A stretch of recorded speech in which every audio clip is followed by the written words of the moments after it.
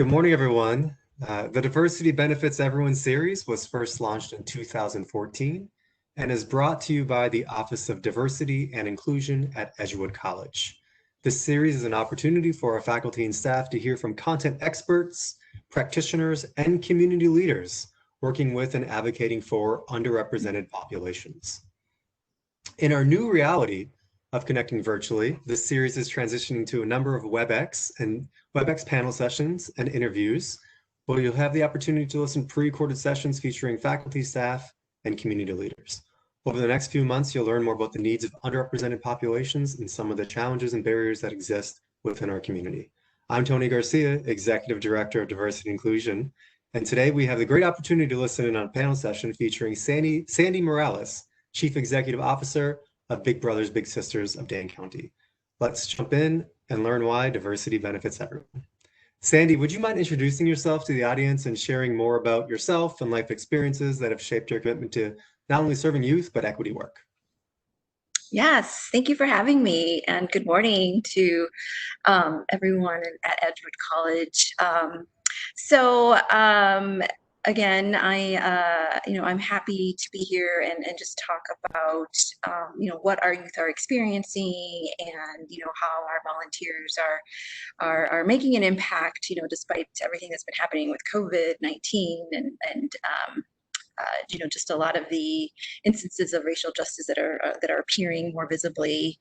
And I've been at the organization for close to 7 years. I've been in nonprofits for about 13 years.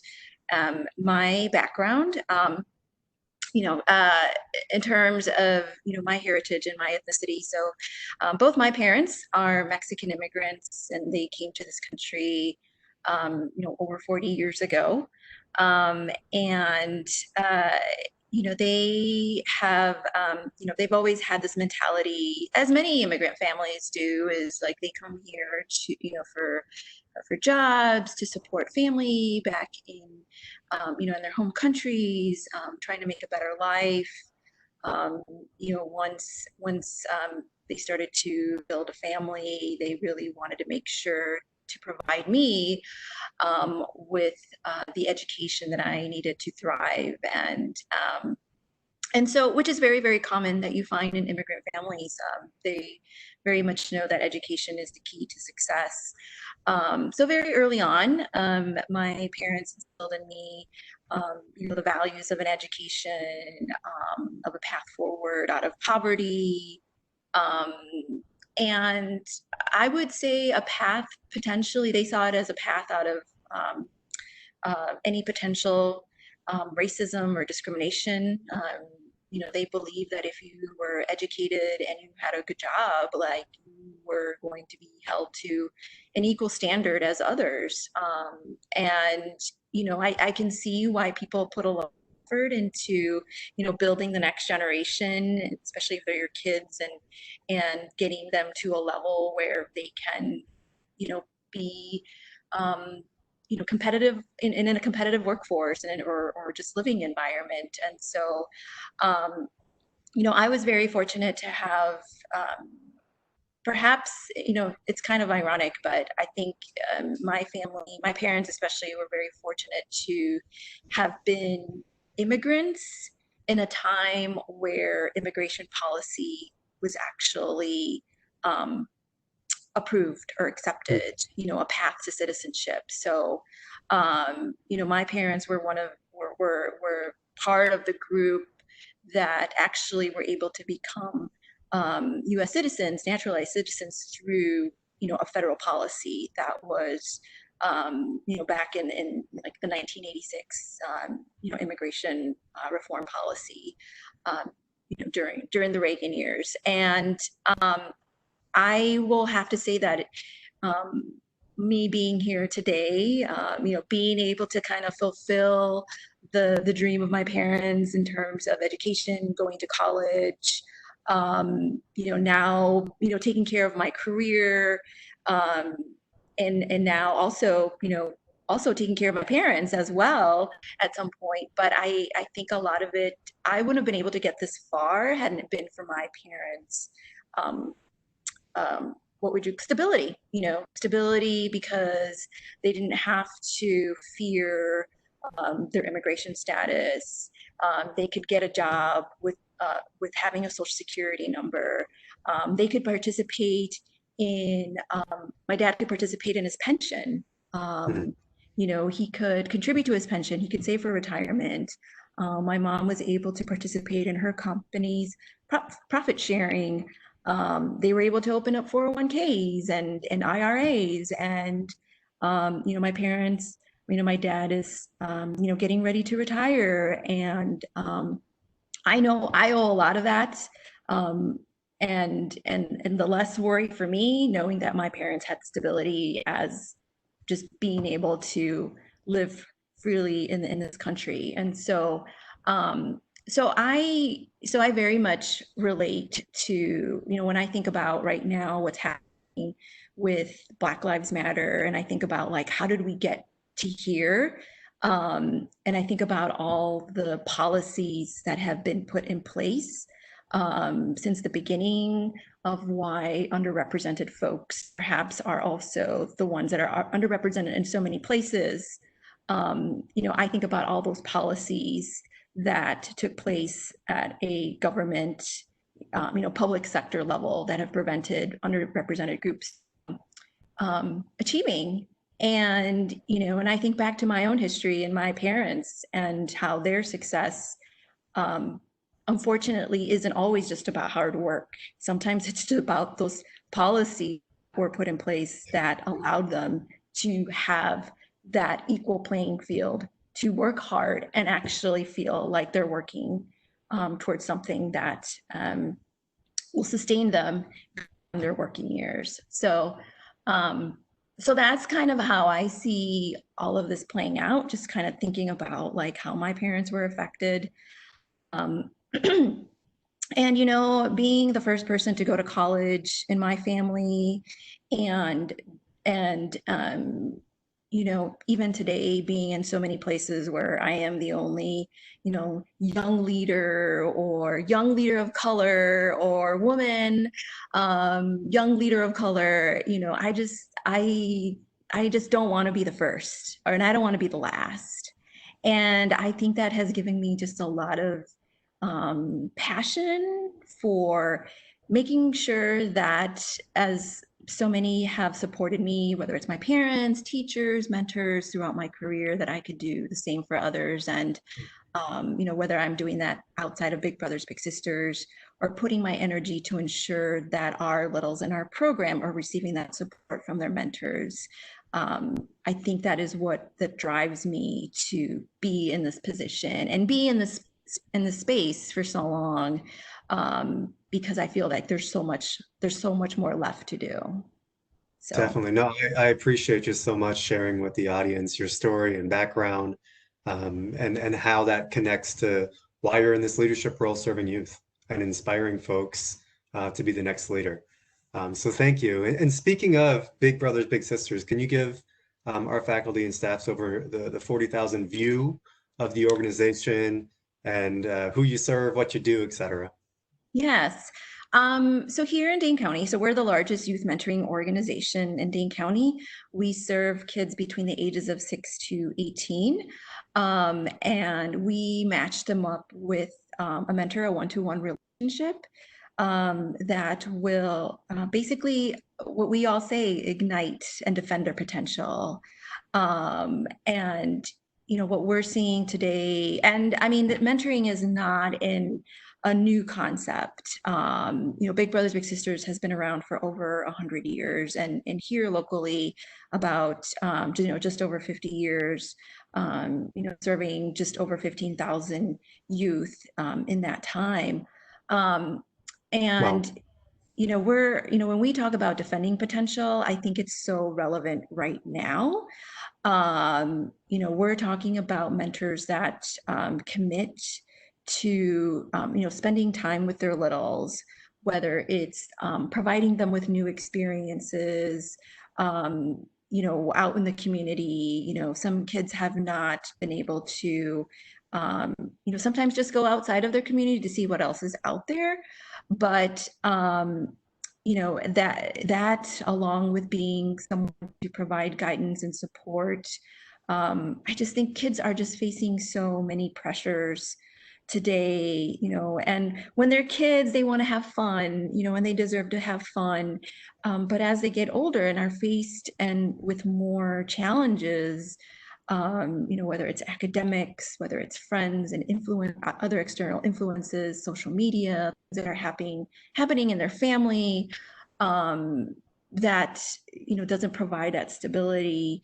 Our mentor kind of comes in and to some extent provides consistency that for many children can seem like a little bit of stability. But we've seen so many relationships just thrive where it's parents and the mentors and the children all involved together. And it's really beautiful to see the types of integrations and fusions that we're seeing between different folks in the community. And sometimes I think that to some extent we're a hidden gem just because we don't realize how much work we're doing to build connections amongst different people from different backgrounds and ethnicities and race as well. So, but overall, the reason we're the largest youth mentoring organization is because we serve close to 2,000 individuals. So that includes youth, parents, and volunteers. And so, our goal has always been to reduce the wait time for kids that are essentially waiting for a mentor. Right now we have about 150 kids that are waiting to be introduced to a mentor. And we had about 20 littles that just graduated from our program. They graduated from high school, and they all That's had awesome. their program for about 8.5 years. Um, and so the So commitment that can be, yeah, 8.5 years, and so it's just really amazing to see how relationships can thrive. And I believe kids now more than ever really need supportive adults in their lives, especially as we're navigating the effects of COVID-19 and what that can mean for academics and just like people's own, mental health as well. That's something that's very concerning. So I've got a ton of questions about the folks who are 6 to 18. Are there other shared characteristics? Are they from primarily diverse communities, low income, et cetera? What are some shared characteristics of this age Yeah. population? Well, overall, 88% of our littles are kids of color. And so, that does bring a different dynamic to our mentoring model. And, aside from those characteristics of being youth of color, many of these kids, when they were enrolled by their parents, we're in situations where perhaps it was a single parent household or they were living with a different guardian or perhaps like a grandparent. Um, we do have a good a good portion of littles that might have an incarcerated parent, are in a low income situation. And typically when parents are enrolling their kids in our program, it's um, they see that their child can benefit from someone else, from someone else being present in their lives. um, it when you think about kids that have perhaps a two parent or a partner household, that have aunts and uncles that are present, parents or just other adults, have coaches, that's great. I think about my own daughter who has, obviously her parents in her life, has, both sets of grandparents, has other friends' parents, we're all looking out after each other. And it's just amazing to see how, some families don't always have those types of support systems for their children. And so, um, and and we don't want to lose potential in those children. We know, Exactly. with 88% of our littles being youth of color, they're so and being in situations where,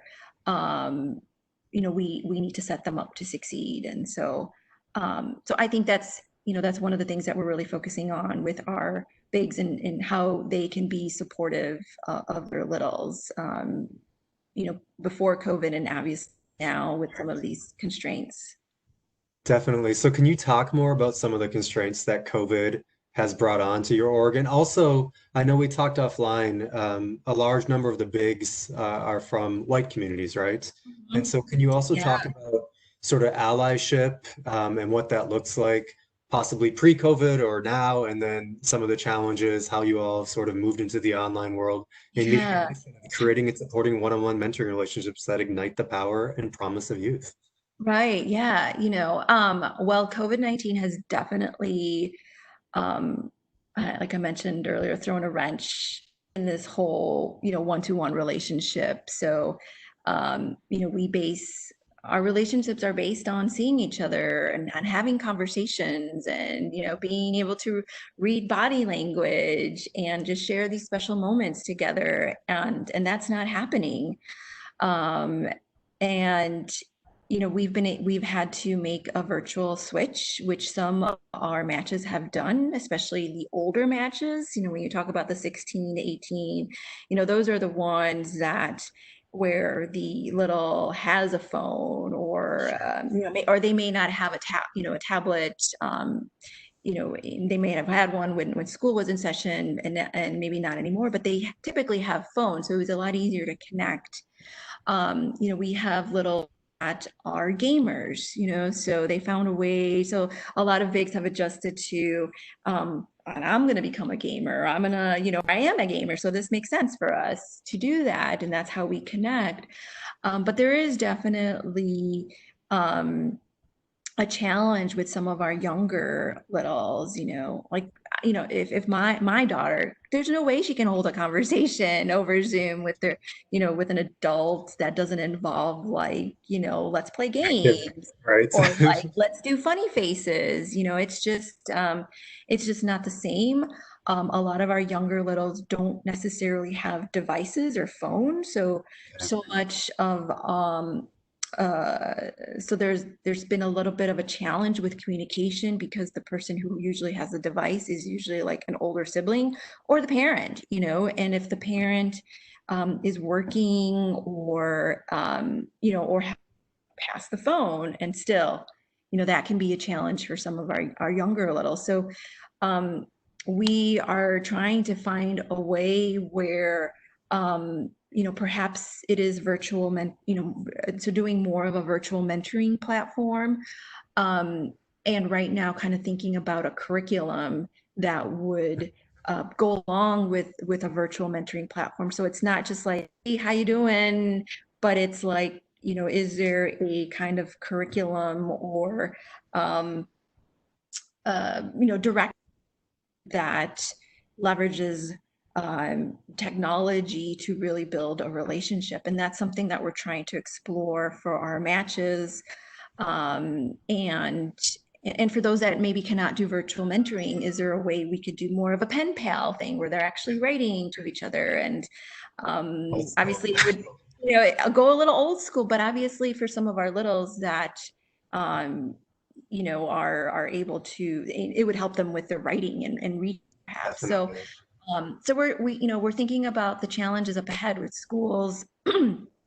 We have about 100 matches that are in our School Friends program, which is mentoring that happens at schools. And, we still have to figure out what that's going to look like. And we know that it's probably not going to involve in-school mentoring, but, will it also be more of a virtual mentoring relationship? And so there's so much unknown. We know we can use virtual and virtual tools and technology, but we're also aware that our kids are going to be on so many virtual spaces, that how do we make ours, um, competitive, or how do we make sure ours is not just seeing as another Zoom call? This is a time to spend with your big as you were before, you know, but in this manner. So it's definitely been a really, really big challenge for us. And we're in the midst of trying to figure out, like, how do we move forward? How do we how do we reinvent ourselves? And then hopefully when COVID, hopefully that there's a way to overcome COVID-19, whether that's, it goes away, it's, or, through a vaccine or something. But we want to come back stronger than ever, and trying to figure out what new programming we can do to address especially our kids that have been, in our weight pool. Now, in terms of our bigs, what are we taking the time to do right now and reflecting on?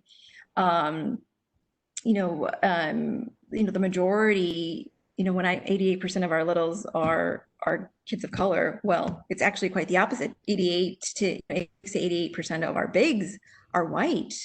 And so they're more than likely to be matched with a youth of color, a little of color. And we just had a Zoom discussion with about 30 bigs on Wednesday, and what we found is,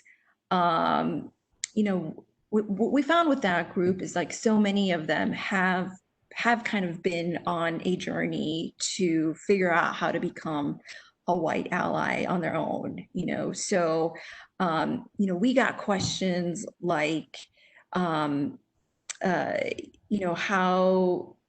do I support my little? I want my little to have more, to see more people of color in positions of power. My little doesn't feel like they can be anything or like they can achieve because he doesn't see other leaders of color that aren't visibly in front of him. And so we get questions like that. We've gotten questions. Bigs are trying to be supportive of their littles who are protesting, who have been out to the state capitol. They go with them. They're like, I'll go with you. I'll support you. But we've also had conversations of bigs where they're trying to be supportive and their littles to some extent have perhaps disengaged from the movement.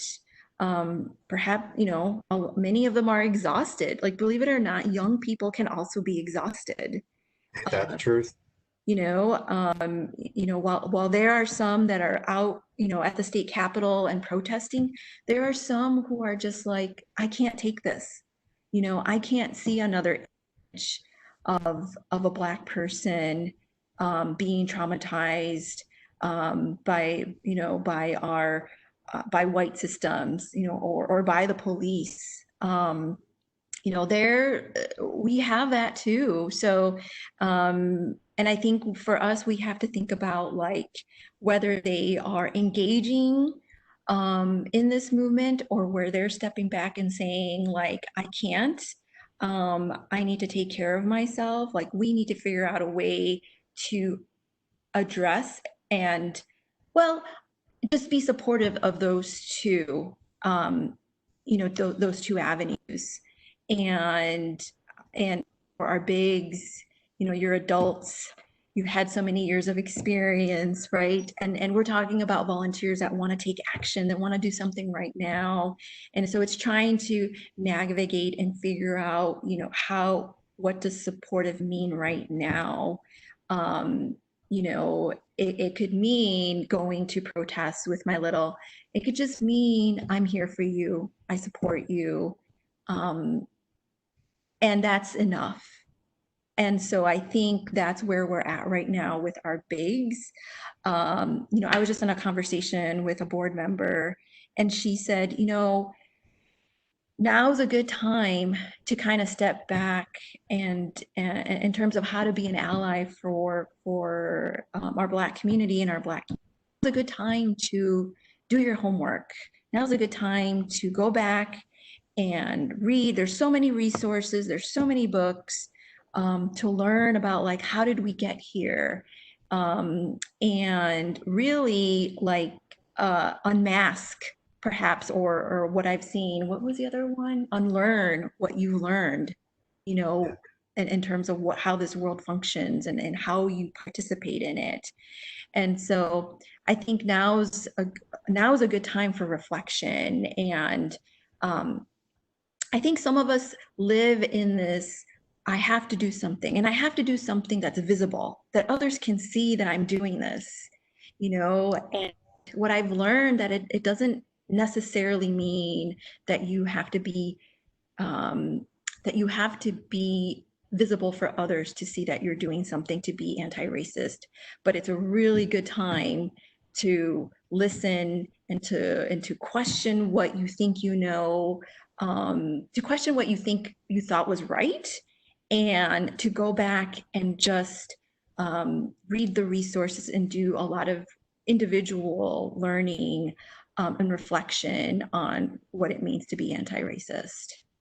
Definitely. I mean, those same conversations you're having in your Zoom meetings and with board members, we're having across our college right now as well.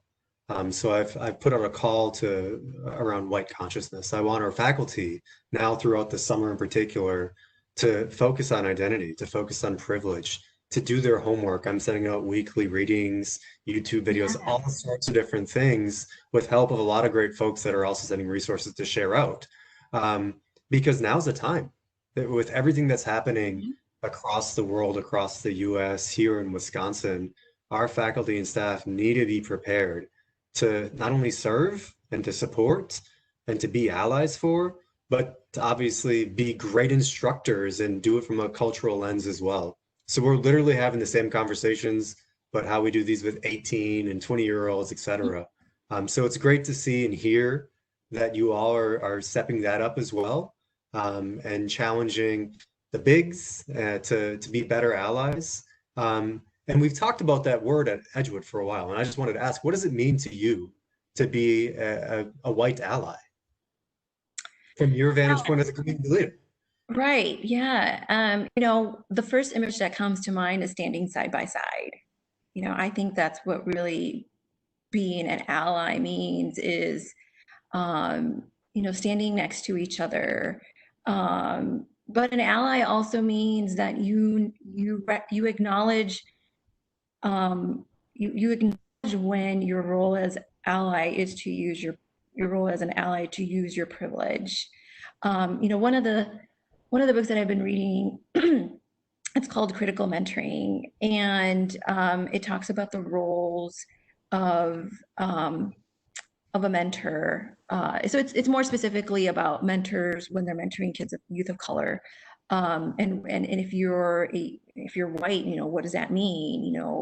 Um, I know that at Big Brothers Big Sisters, when we talk about bigs and what your role is, and yes, your role is to spend time with your little and develop a relationship, develop a foundation of trust that will continue on for years to come and potentially forever.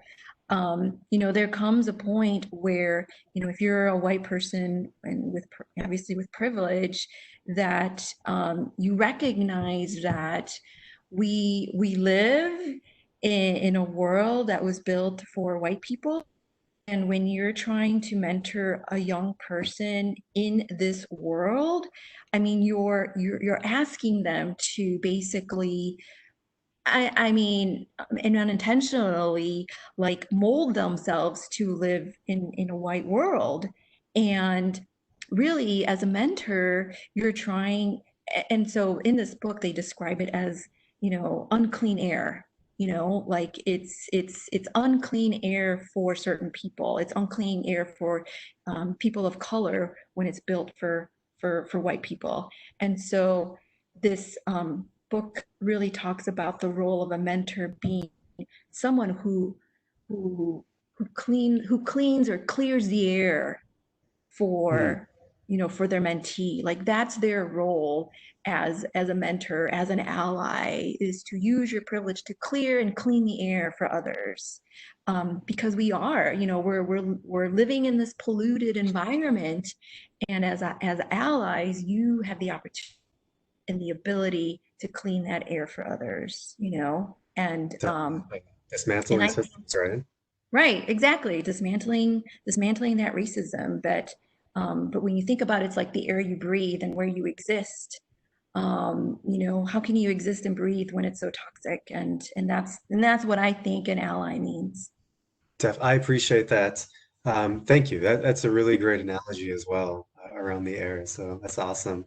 Um, Two more questions for you. Of course, I want to ask, how our faculty and staff can get involved. But the first question, you may have seen the press release from Edgewood. We have a new college president, and he's done some really great things so far. And he's obviously hit the ground running and has had a lot of challenges considering COVID and the higher ed, just everything that higher ed's facing right now across the U.S. But he shared two press releases and made two big announcements. One, we're hiring a vice president for mission, values, and inclusion. So that'll be a cabinet level position reporting to the college president, a vice president level role as well. And the other one is a task force, a summer task force to eradicate racism at Edgewood College. And so we're leaning into anti-racist work.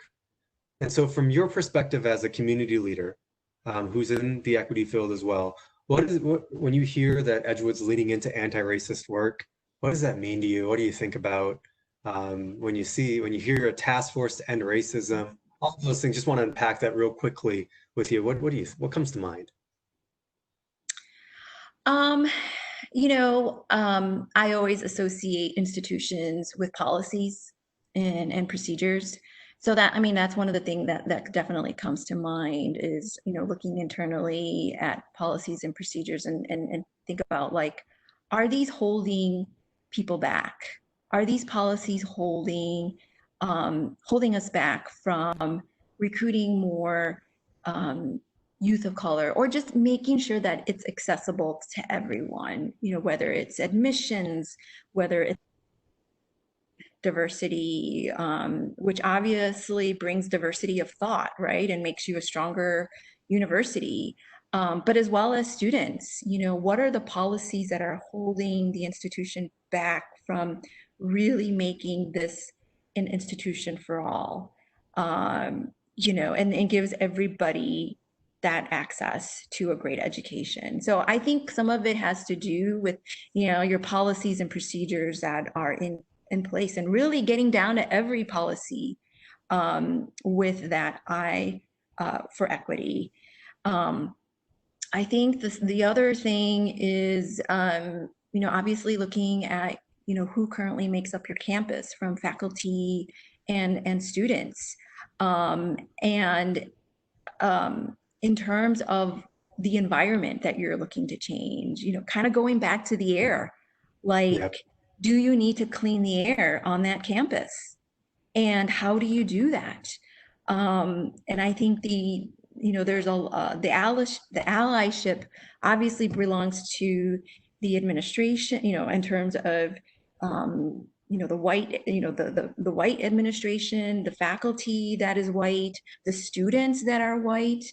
I'm sure Edgewood College attracts students from different places, not just Madison, but outside, rural. What beliefs are they coming in to this institution? Are there people that are coming to Edgewood College that have never interacted with a Black person? And so how do you make sure that faculty and students understand that that you are an organization that, especially if you're someone that has never interacted with people of color or of a different ethnicity, that when you leave Edgewood College, you will be better prepared to work, to be amongst a diverse community. So, I think that there's a lot to do in terms of changing the environment, and people who come to Edgewood College leaving better because of the environment. Thank you for your perspective, Sandy. I realize we're just about out of time here. If there are faculty and staff and/or students that hear this and say, "Hey, I want to get involved with Big Brothers Big Sisters of Dane County," how do they go about doing that? Great question. You can email me. You can do that too. But if you go to our website, www.bbbsmadison.org, there is a place to volunteer and become a big. And you fill out an inquiry form, and then we would follow up with you to kind of discuss more about the organization, our mentoring programs, and how you can get involved. And the other thing you can do is call our number too. You can just call directly, 608-661-5437. And and if you dial extension 106, somebody will answer the phone and also kind of help you answer all your questions on becoming a big. But I think it's very important. People understand that, becoming a volunteer, it is, it's a big commitment. And what I mean by a big commitment is like you are coming into this as an ally, knowing that, you will mentor a young person who we want, we want them. They're going to be the next generation. And, you're there to, to help guide, to help build, to clean that air, right? And so you need to come prepared to clean the air for our little, so that they can exist and thrive equally as many of us with privilege have. Well, I appreciate the time here, Sandy, and I hope our faculty and staff get in contact with Big Brothers Big Sisters. I've known Sandy for a while, and not only does she do great work, but the organization that she leads is an amazing org to be involved with. So thank you again. I appreciate it. It's good seeing you as always. Stay healthy. Thank you.